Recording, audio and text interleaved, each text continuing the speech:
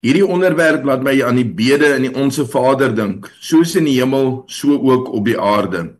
Wie kan immers teen solidariteit, gelykheid en volhoubare ontwikkeling wees? Dit is nog 'n manier om te sê, jy moet jou naaste lief hê soos jouself. Kom ons begin met volhoubare ontwikkeling. Baie mense maak die fout om volhoubaarheid met lewensvatbaarheid te verwar. Lewensvatbaarheid gaan oor die vermoë van 'n onderneming om op sy eie voete te staan, sonder subsidies of kunsmatige voordele. Volhoubaarheid is meer omvattend. Dit neem die natuurlike omgewing in ag wat nog vir duisende, selfs miljoene jare lewe op aarde moet onderhou, as ook die sosiale omgewing. Met ander woorde, 'n spesifieke samelewing kan nie sy eie welvaart ten koste van ander samelewings elders op aarde of in die toekoms nastreef nie. Dan kom ons by solidariteit. Ek is bly soveel agbare lede hou van solidariteit want hulle doen uitstekende werk. Maar ek dink hulle bedoel iets anders, naamlik die bewussyn dat alle mense se lot aan mekaar verbonde is. Dit kan nie anders nie. Ons deel immers die een aarde. Gelykheid is 'n moeiliker saak. Wat sou dit presies beteken? 'n Wesenkenmerk van die mens is immers verskeidenheid. Elkeen se unieke samestelling van vermoëns, belangstellings en aspirasies. Gelykheid moet noodwendig iets anders beteken as dieselfde. Gelyk vir die reg, gelyk waar dit is moontlik.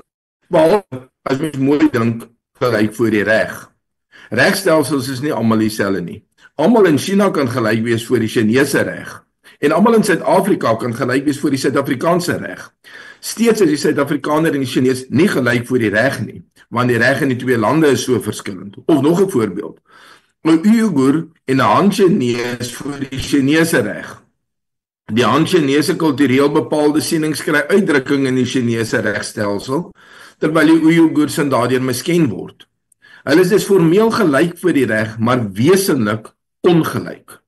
Nou die knooppunt van hierdie debat, sowel die marxisme as die liberalisme, veronderstel dat universele waardes tot in redelike besonderhede kan voorskryf wat 'n mens behoort te dink, te voel en as waardevol te beskou. Dit beskou in werklikheid 'n spesifieke waardestelsel as meerderwaardig bo alle ander. Of dit gestalte kry in 'n kommunistiese staat, in die ewige slagofferskap van ras, gender of ouderdom, of in kolonialisme as die white man's burden, dit bly wesenlik dieselfde totalitêre aanspraak. The ideals of solidarity, equality and sustainable development therefore requires to recognize the local, the specific, particular, rather than denying and suppressing it. To accept that another culture may have convictions and practices I cannot identify with, yet it is theirs and it is their right. When we stop conquering others for their own good, when we realize that we are part of God's creation and not independent or above it, when we stop seeing what others have and then take it, then peace will reign on earth. This is a message to my own community as much as to any other. Indeed, the most difficult of all the 10 commandments is, thou shalt not covet. I thank you.